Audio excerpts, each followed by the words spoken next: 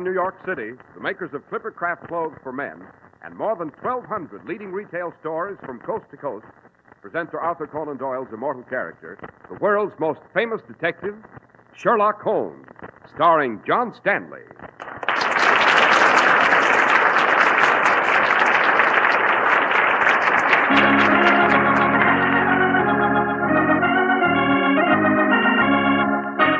This week's story, The Night of Vengeance.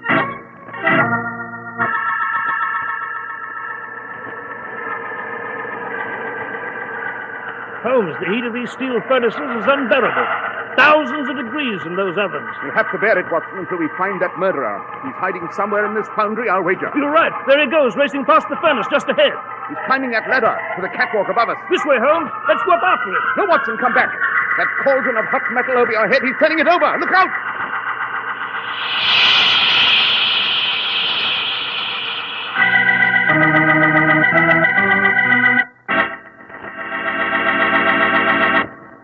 When you buy fine silver, you're always sure to look for the sterling mark, aren't you? So, too, whenever you shop for fine clothes, you should insist on seeing the famous Clipper Craft label, the wheel of a Clipper Craft ship. Clipper Craft clothes are produced in historic New England by craftsmen with a tradition as proud as that which built and sailed the Yankee Clipper ships to rule the seven seas. None but the renowned Clipper Craft label assures you of truly superb quality at such modest prices. And speaking of quality, be sure to see Clipper Craft's truly expensive-looking topcoats and overcoats, priced at only $40 to $47.50. And the new zipper-lining topcoat for handsome Clipper Craft styling for exceptionally modest Clipper Craft prices. I should like to suggest, on behalf of the makers of Clipper Craft, and for your own satisfaction, that you compare them with clothes selling for many dollars more.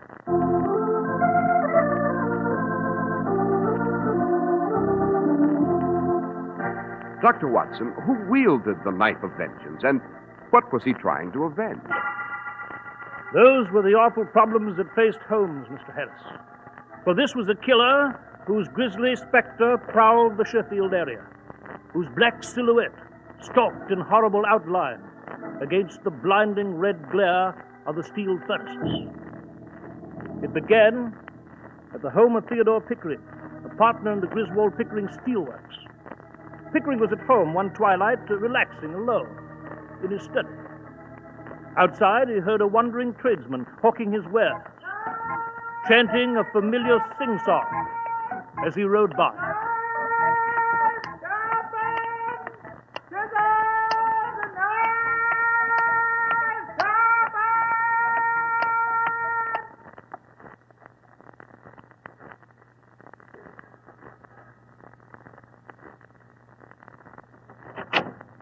Good evening. Any knives to be sharpened, mister? Well, I don't know. The servants are off today. Surely you've something to be sharpened. I've my stone in the cart. It's most inexpensive. Makes doing things about the house so much easier when you've well-sharpened knives. I'll look in the kitchen cupboard. This way. Why, you've dozens of knives that could use sharpening, sir. I'll fetch my stone. Oh, wait, Won't take but a moment.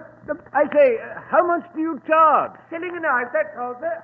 I'll roll this stone of mine right in here, kitchen. There. Here we are. You'll be very happy you've had your knives made sharper. I'll fix them so they'll cut the thinnest paper. If you'll hand me that bread knife, sir. Very well. Thanks, sir. That's good. I wanted to be sharp as canvas. Just watch. How smooth. Watch closely, sir.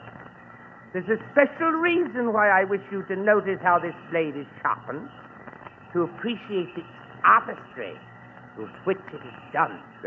Special reason? Yes. Why are you so anxious for me to watch closely? You are admiring the sharpening of the knife that will be used to cut your throat. What did you say? This is the knife I will use to kill you, Pickering. To kill me? Are you insane? What sort of a joke is this? How do you know my name? You know mine, too. My name is Bennett. Good Lord. You are Bennett. Yes, I didn't recognize you. You were stout then. Now your cheeks are hollow, your eyes are sunken, and you've grown a beard. Bennett, where the devil have you come from? What are you up to? I thought I made it very clear. I'm sharpening this knife to cut your throat. Stop that gruesome joking and answer me. I am not joking. You may shout all you like, there's no one about. I made sure of that. I locked the door when I fetched the stones.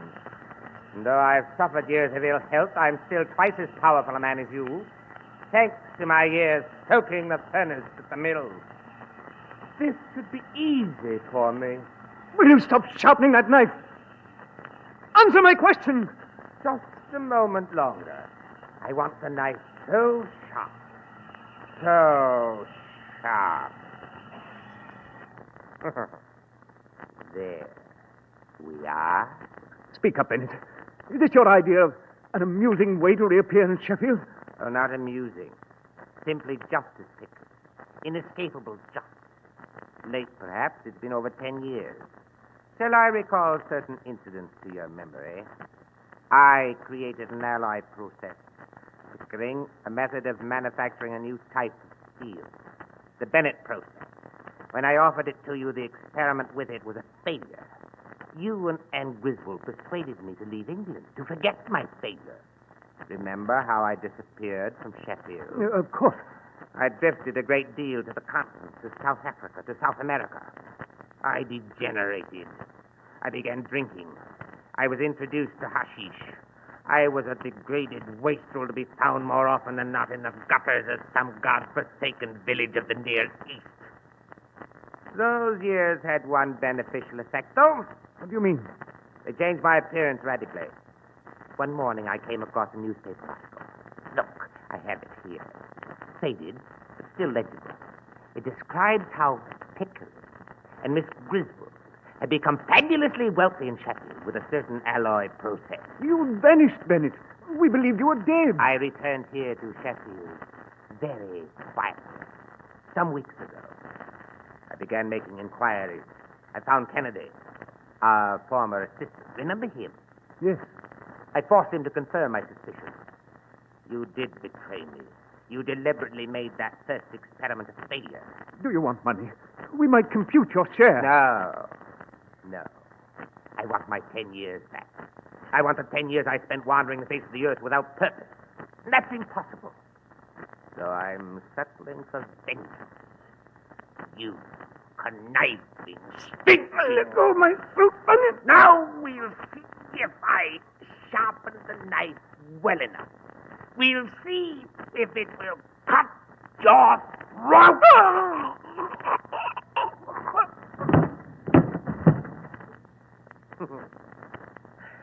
Yes, the knife is nicely. Tell me, Pickering, tell me, that painting, was it bought with my money? Was it a dramatic setting for you?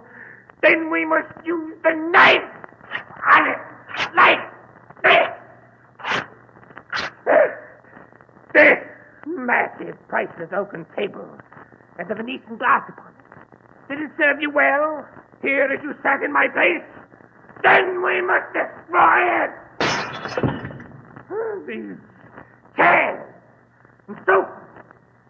Did they look splendid as you received your guests? The knife. We must put the knife to them. Done with your own steel. Pickering. Your own magnificent shining steel. Just the way you and your life pattern should die.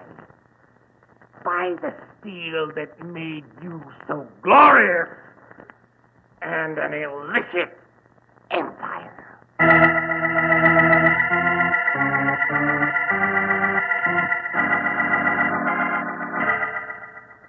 So, Superintendent Rodney, you say you found Pickering literally butchered. Yes, Mr. Oates. No sign, Superintendent, of the murderer's knife? No sign, Dr. Watson. Not a clue of any sort. That is why I've come running here to Baker Street, Mr. Oates. I hopped the train from Sheffield as quick as I could. Oh, of course, I reported the homicide to Scotland Yard. But you know how long they'll be about it. An eternity, my dear sir. An eternity. The countryside is in a cold sweat, sir. Why, this madman's liable to go after others with his knife. Yes, you were quite correct in hastening to me, Superintendent. This case is not a matter of weeks, nor of days, nor possibly of hours. The madman must be identified and apprehended instantly. Shall we off to Sheffield, Holmes? We must pack our luggage this minute, Watson, and dash for the railway station. The sheer violence of this crime indicates no ordinary homicide. This is the work of a deranged, malevolent mind. A human being who does not exist by breathing air, but who subsists upon hate in the essence. Distilled venom. Bloodlust.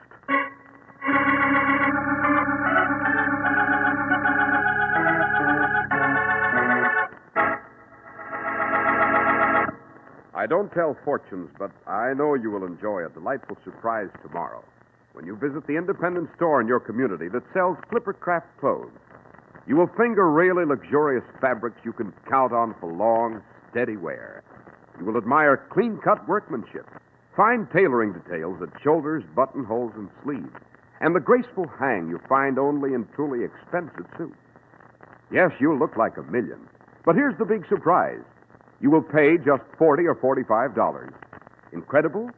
Not when you know that your Clippercraft dealer is one of more than 1,200 independent stores throughout America who concentrate their huge purchasing power to bring you unbelievable savings. That's why even a truly fine worsted suit with the Clippercraft label costs only $45. That's why men who know insist on Clippercraft clothes bearing the Clippercraft label. So be sure to visit the Clippercraft store in your city. These leading stores in the metropolitan area are proud to add their names to Clippercraft in your suits, top coats, and overcoats. In Manhattan, John Wanamaker Men's Stores, Broadway at 8th and 67 Liberty Street. Saks 34th, Broadway at 34th. In Brooklyn, Abraham and Strauss. In Newark, New Jersey, Boulevard Men's Shop, Kresge, Newark. And in Jamaica, the B&B Clothes Shop, 16408 Jamaica Avenue.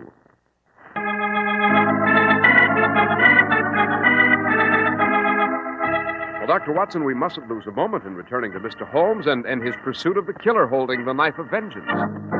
Well, Mr. Harris, we dashed for the train with Superintendent Rodney, and we reached Sheffield.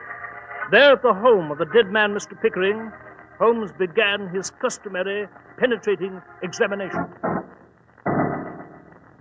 There, Mr. Holmes.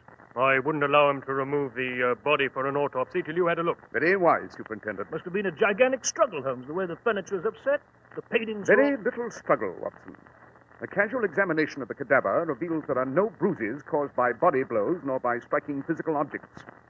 Still further examination of the painting, for instance, leads to the conclusion that the painting was slashed by a knife, the same knife, in fact, that butchered Mr. Pickering. How the dickens do you know that, Holmes? My lens shows there are minute specks of blood at the edges where the canvas was ripped. Evidently, after murdering Pickering, the killer went upon an orgy of destruction. Oh, Mr. Holmes, sir, we've still no indication of what this criminal looks like, or who he is, or where he's gone. And if he's as dangerous as you make him out, well, he may be at someone else's throat this very minute. Oh, there's very much to be said about this criminal, Rodney. He's an extremely powerful man with black hair. At the time of committing this bestial deed, he was wearing a dark gray suit. His profession is that of knife sharpening. Holmes, you can't rattle off conclusions that way without explaining them. Watson, a gentleman of the late Pickering's means would not sharpen his own knives. We've also learned that it was the servant's night off. But someone did perform that task. Upon the floor to your left, you may perceive traces of emery dust. This is substantiated by the markings of the small wheels of the typical cart employed by professional knife sharpeners. No doubt the killer used the profession as an easy device to gain entry. About his being powerful, though. That oaken table has been turned topsy-turvy. It's so huge and weighty, it requires a man of great strength to upset it. And the upsetting's been done. Certainly not by the dead man, puny chap that he was. You said the killer had black hair and a gray suit. Yes, so I did. That information is to be gathered from beneath the fingernails of the corpse. As he fell, he clutched at the man who was taking his life. But there's a particle of dark gray thread beneath those nails from the murderer's clothes. And a single black hair. A microscopic examination of the medulla, cortex, and the cuticle of the hair will determine whether it's from the head or the beard. Well, I'll notify the police of the neighboring villages to be on the alert for a chap of that description. Well, it's not very definite, I must say. I believe we may overcome your skepticism, my dear Rodney, with this extremely small speck of paper I found. Oh, let's see it, Holmes. Well, it has the appearance of newsprint. Yes, quite. This is a speck that's clearly fallen off a newspaper. It has the peculiarly stiff, yellowish appearance of a faded newspaper of many months ago. There isn't anything on it but that smudge, Holmes. It is of infinite value to us, Watson. Superintendent, if you'll inform me of the location of the nearest telegraph office, in a very short while, I'll supply you with every scrap of information required to trace the killer. Yes, but how, Holmes? How? Absurdly simple, Watson. I shall identify and track down the killer by telegraphing Cairo, Egypt.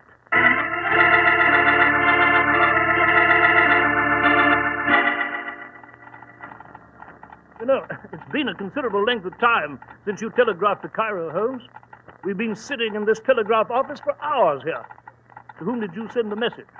What did it say? It was a request, Watson, a request with which Cairo will be quick to comply. The police are patrolling the roads for a black-haired, husky knife sharpener, but they may not find him. Aha, perhaps this is it. Yes, my name in code. Now, Watson, from that little instrument we shall have the answer to the riddle. Listen. I still don't understand why you selected Cairo, Holmes, and what in creation they're telling Quiet, you. Watson. You mustn't miss a word. The homicidally inclined gentleman we're searching for may be plunging his knife into another victim even as we sit here.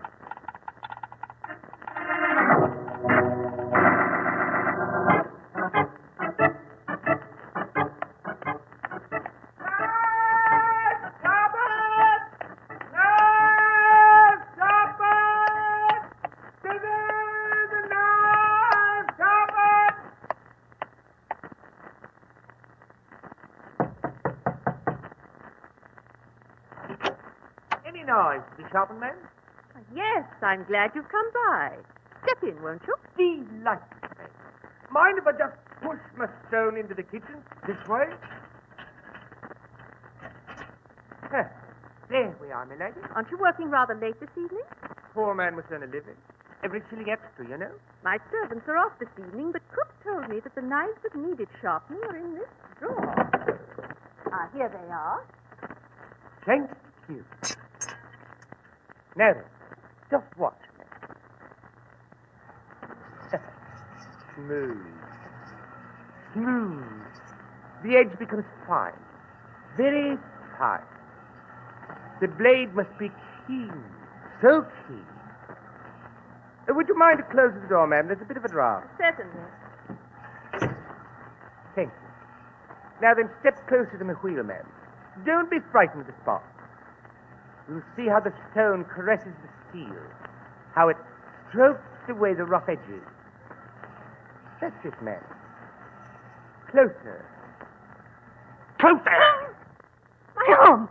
Let go, you'll break my arm! What are you... I want to be very sure you stay right here, Anne. If you don't let go of my arm... I'm not just an everyday prowler. Not the garden variety of intruder after a lovely woman. Not by any means. Pickering didn't recognize me either. You're Bennett! Yes. I was at Pickering's earlier. He died by stealing. I promised myself that you and Griswold would die that way, too. No. I know you coaxed me into the experiment with the alloy. You schemed with Pickering. You used my attraction to you as a lover so that you both might learn the process. No. Then, when it seemed to be a failure, you persuaded me to leave England so the two of you might revel in the profits. No. I'm going to cut your throat with this steel. No. It is painful, but not for long. Pickering died quickly. It's just one neat stroke like this. Easy, Watson. That's Bennett. Who in blazes are you? My name is Sherlock Holmes, Bennett. I'm a criminal investigator. Keep away from me. I'm very handy with this knife. So we've observed.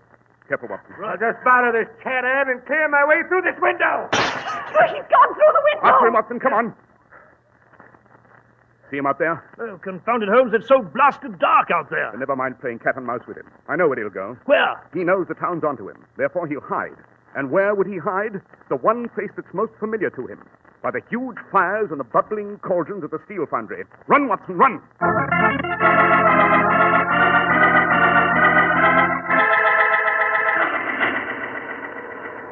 The heat by these steel furnaces is unbearable, Holmes. Thousands of degrees in those ovens. We'll have to bear it, Watson, until we find Mr. Bennett. He's somewhere in this foundry, I'll wager. You're right, I see him. There he goes, racing past the furnace, way down the other end there. Yes, he's climbing a ladder to the catwalk above us. This way, Holmes. Let's go up after it. Oh, there you are, Mr. Holmes. Rodney, are you armed as I suggested? Yes. Well, there's Bennett, high on the catwalk. See him? Walking gingerly like a human fly along the girders. Yes, I see him. Come down from there, Bennett. I'm warning you. If you don't come down, I'll shoot. I'll never come down. I'm waiting. I'll try to win. Look, he's staggering. He's falling. He's going to fall into that cauldron of hot metal.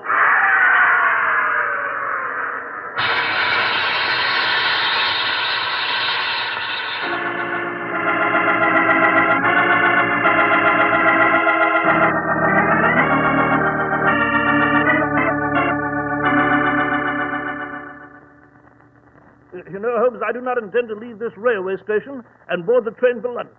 In fact, I do not intend to budge from here until you explain why you telegraphed Cairo. And I'd better explain, Watson, since I shall desire the pleasure of your company on the return journey. The speck of newspaper was not entirely blank, Watson. Oh, there was a smudge on it, yes. Hardly a smudge. The slight marking on it was a Coptic G. The Coptic G? The Copts, my dear Watson, are an ancient minority of Muslim Egypt. They've a singular language. And it's a fascinating fact of contemporary journalism that just one newspaper on earth publishes a considerable number of items in Coptic as well as in English. It's a newspaper in Cairo. All that was on the paper we found was the letter G in Coptic. So one could then deduce that the crucial clipping must have come from a newspaper in Cairo. I see. I telegraphed a request to repeat the exact wording of any account they'd published recently concerning the Pickering Griswold steelworks. Oh, I see, Holmes. They telegraphed the contents of the clipping, which must have mentioned Bennett, eh? Yes. It was a story about the brilliant success of the steelworks based upon the Bennett process.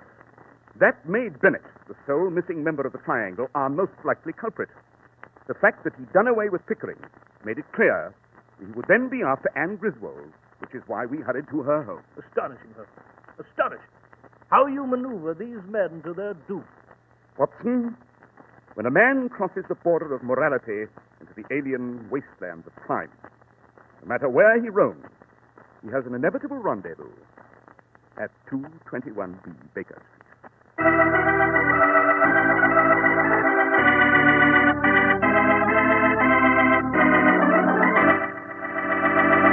Well, Dr. Watson, the shocking adventure of the Knife of Vengeance was certainly cause for admiring Mr. Holmes' resourcefulness. Well, you will find even greater cause for marveling at Holmes, just as I did, Mr. Harris, when I relate next week's adventure. And what is that adventure, Dr. Watson? Next week, Mr. Harris, I shall relate to you the adventure of the fabulous celebrity.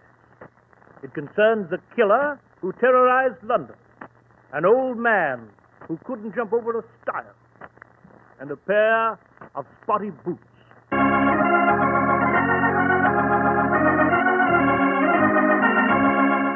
The makers of Clipper Craft clothes and more than 1,200 stores from coast to coast have brought you another in the new series of broadcasts featuring the world's most famous detective, Sherlock Holmes. Our stories are based upon the character Sherlock Holmes, created by Sir Arthur Conan Doyle, and the program is produced and directed by Basil Loughlin. Sherlock Holmes is played by John Stanley, Dr. Watson by George Spelton.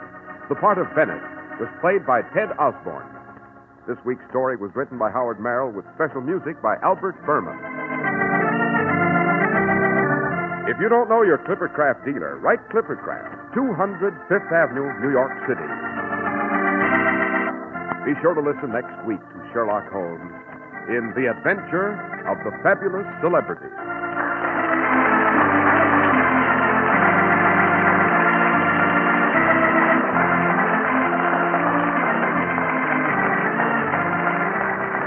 This is Cy Harris speaking for Clipper Craft Clothes. This is the Mutual Broadcasting System.